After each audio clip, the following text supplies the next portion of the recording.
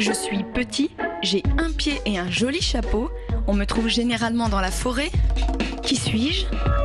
Sapin, châtaigne, escargot? Perdu, je suis un champignon. Les sous-bois alsaciens regorgent de centaines de variétés de champignons. Certaines sont cultivées à Geispolsheim, chez Champichou. Évidemment, on n'élève pas le champignon de Paris. Dans les caves de Martin Schwederle, vous trouverez des pleurotes et même une variété japonaise, le shiitake. Tout a commencé il y a 20 ans.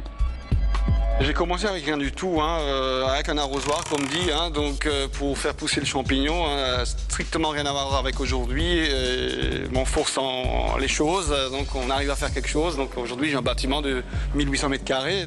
Martin récolte ses pleurotes et ses shiitake dans une grande salle aux étagères mystérieuses. Mais comment fait-on pousser un champignon ?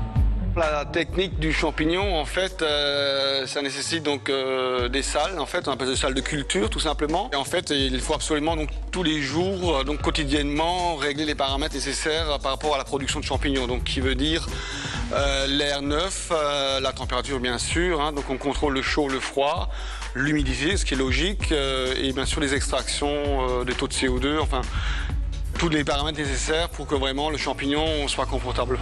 Derrière les plastiques noirs, des ballots de paille. C'est là que la magie opère. Donc là, vous voyez en fait les 3 graines en fait qui sont dans le substrat du champignon en fait. Donc c'est principalement de la paille de blé qui est broyée finement.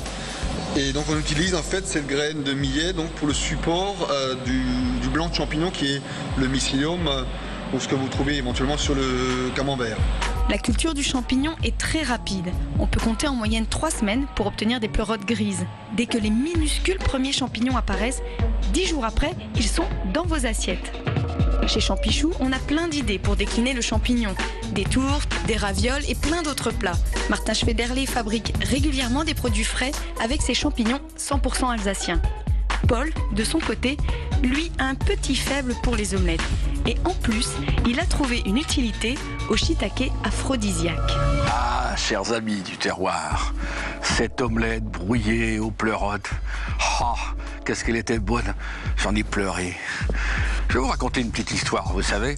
Un vieil inspecteur des fraudes, un jour, m'avait repris en disant que c'était le Riesling que les Alsaciens cachaient derrière leur petite table de nuit. Vous savez, quand il y avait une panne. Et moi, je disais toujours que c'était le Tokay. Enfin, le Tokay, le Pinot Gris. Le Tokay, comme on l'appelait à l'époque. Mais moi, je vais vous dire, le shiitake de chez Champichou, c'est beaucoup plus petit, c'est tout aussi efficace. Ça se range mieux derrière l'armoire.